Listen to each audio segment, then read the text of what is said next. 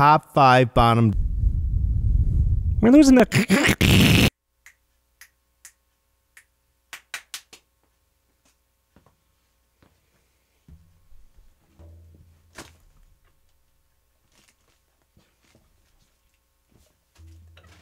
Whoops. That was my focus checker. Get it. Looky what I got.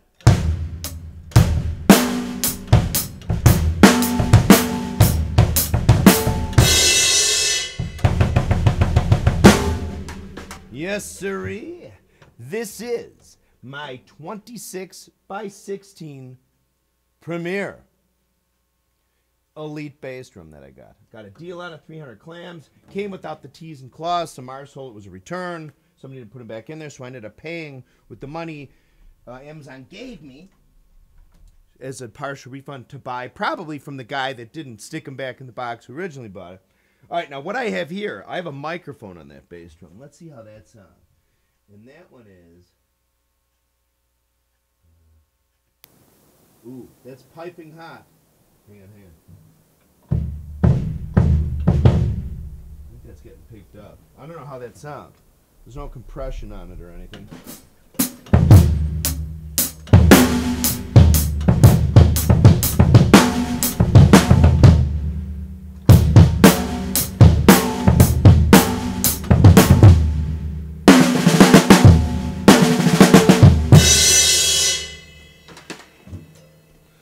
Let's talk stuff. Let's just talk shop. Today is 5/4. What is the noise? That's, hang on a second, hang on. Oh, noise on that on that bass drum mic. How are you? I am fine. I've just been busy with stuff. You know, I am going to be 48. I am an adult. I have adult things going on. It's not all about sitting in your basement and talking about Bonham. Ha ha! Maybe it is.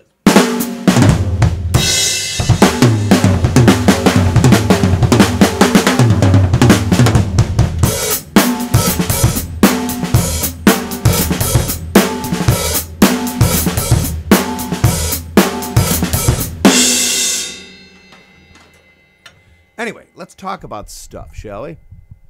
Hang on.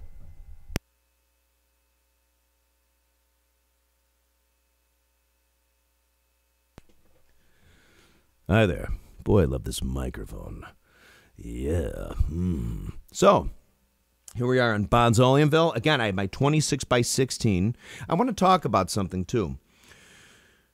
I think I've mentioned this before in other videos, and I might even have a video dedicated to it.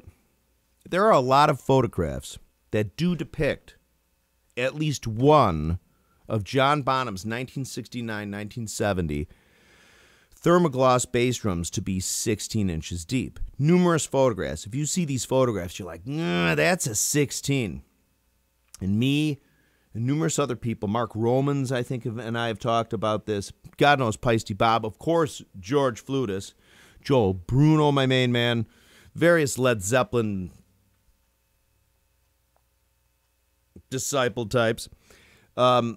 So this one is 16 by 26. It's the only one that was available. I think they made a 14, but I mean, it was the only one available to me at the time. So I had to have it. Oh, hang on. I still think that might be a little too hot. I don't know if they have. I'm not familiar enough with this stuff. Is there Dolby noise reduction or something? I don't know.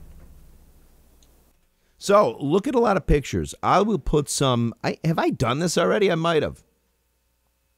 And we're going to talk about it again. Anyway, 16 by 26. Remember, Carmine Apiece, there were art... Now, he is supposedly now selling... Well, he is selling his set, the Thermogloss. I think one of the bass drums is 26, one is 24.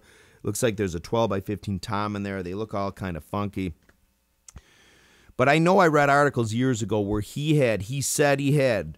a kit he had at that time that Bonham saw and freaked out over, 226 by 16-inch deep bass drums, and a 12 by 15 rack tom, I think a 16 by 18 floor tom, and then a 22, this is what it said at the time, turned on its side to be a floor tom. I've heard later a 16 by 20 bass drum or whatever, or 14 by 20 is turned on its side or whatever, 14 by 20. But anyway, So 16 by 26. And there are a lot of pictures where Carmine's, Carmine, they look at least 16, okay? So it is entirely, of course, possible that Bonham did have at least one of those bass drums 16-inch deep. Now, Paul Thompson of Roxy Music, or formerly of Roxy Music, had a website. He doesn't seem to have it anymore. I mean, he has a website, but he used to have a particular website where you could shoot, like, publicly ask him questions. And I asked him questions where I noticed in some pictures I'd seen that had then came out in A Thunder of Drums, or maybe I did see it in A Thunder of Drums when the book came out, that showed an 8-lug 10 by 14-inch rack tom, which was obviously the 12 by 14 that somebody cut down. He said he didn't do it. I believe him. You know what? Bonham might have done it, man. It's possible. Bonham might have gotten his 10 by 14 on his Greens Park and been like, you know what? I want this to be 10, man. 10 deep. You never know. That's why it is 8 lugs. If you look at that picture, you can see where the Setomatic mount is. But anyway, I digress, as usual. But in a lot of these pictures, even that communication breakdown clip, that promo clip that they shot, which was always said Japan, but I think it actually is when they went to Scandinavia, where they're miming to communication breakdown. One of those bass drums screams 16-inch depth. So anyway, back to Paul Thompson. Paul Thompson said they were both the same depth. That's what he said in my reply. I also asked him about the rack tom, but in the bass drums, he said they were the same depth, and he said they were 14. But I don't know if he got down and measured them. Like a lot of drummers and bands, great drummers and stuff that are famous and stuff, they're not necessarily drum nuts. I mean, you know that. People know that. Like I remember reading articles with Neil Peart, or however you pronounce it, where he'd be like, yeah, Zildjian just sends me a couple 18s and 16s. He's like, yeah, and I just throw them up. Or Stuart Copeland referring to his Wonder Stars. You know, there's an article. He's like, yeah, I'm playing the Imperial Star or the Wonder Star, whatever it is. And I think that bass drum's a 23 and the rack tom's like 7, 11, and, 13 and a half. He doesn't know. You know what I mean? So, anyway, it's another thing for us Led Zeppelinites to obsess about. The 16-inch thermoglass bass drum depth. Anyway, so stuff is good. Here, again, here's my 16 by 26. There's the furnace. There's my babushka vacuuming. Hang on. Well, that's probably going to get picked up.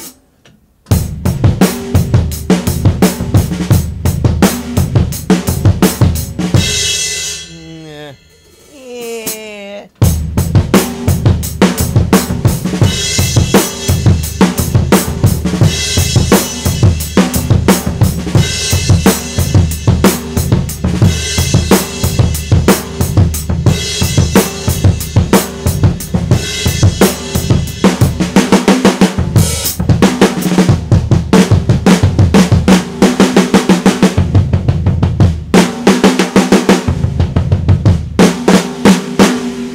That's dirty, sloppy.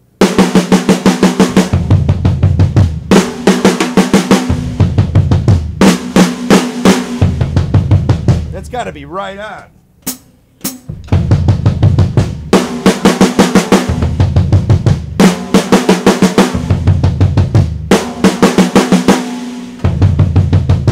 You know, I do think in Bonzo's Montreux, he overdubbed bass drums on there, which is probably said right over his stuff, but he also might have played a couple times with himself. Meaning, played it and then in his headphones played along to it again. They recorded it and overlapped it. You know what I'm saying? So the bass drum here, everything's smooth. I don't know what else to say. I'm going to make more videos about stuff. Again, it would be great if you could get covers. If you had the mechanism, especially with stuff recorded not onto a grid, like Zeppelin stuff and old school music, where you could hear come through your headphones everything, including the drum track that's played. But what would be spit out on the receiver end or the camera end would be everything but the original drummers. Like you would only hear the cover's drums, okay?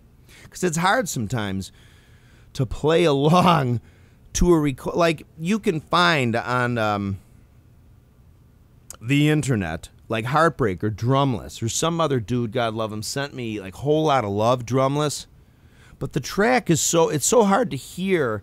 You can kind of hear Bonham's drums in there, but it's really hard. I don't like playing along to covers where there's a lot of mistakes. Like, I can't stand listening. Well, at least for me.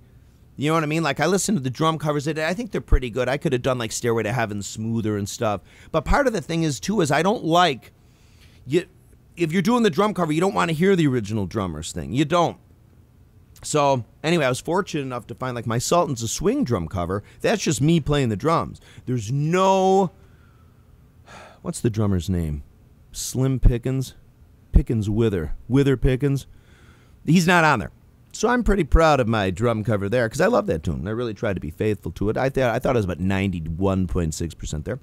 Anyway, so this is a rambling video, of course, but I haven't made a video for a while. You know, time goes by. You get to be almost 47, 48. A month seems like a week. A week seems like a day. Again, like I said before, it's like that Steve Martin in The Jerk.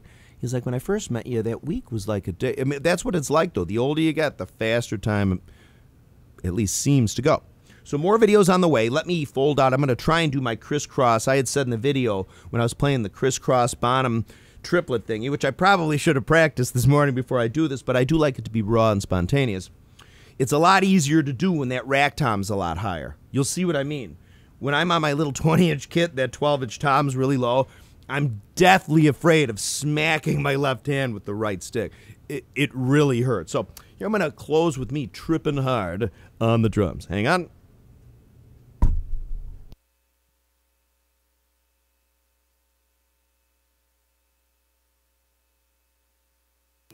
You're going to be, you know, that really might be loud. What's the, you know, there's a preamp, right? Is the pre cranked on this? Ah, the gain. Ah, that's what the problem is. Hang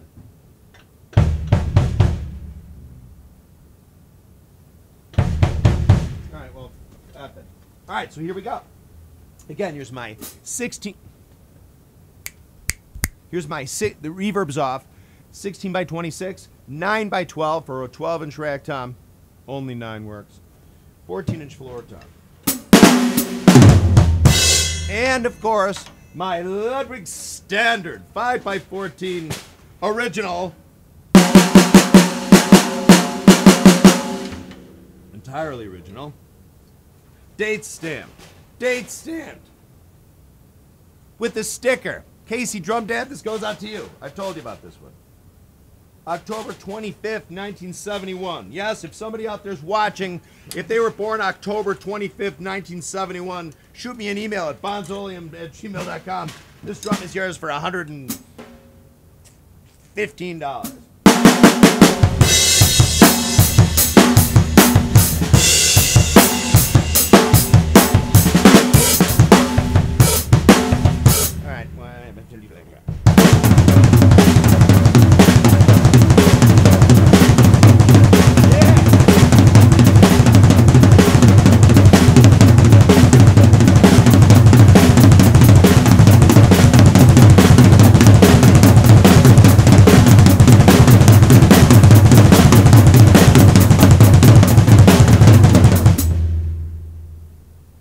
Hang on.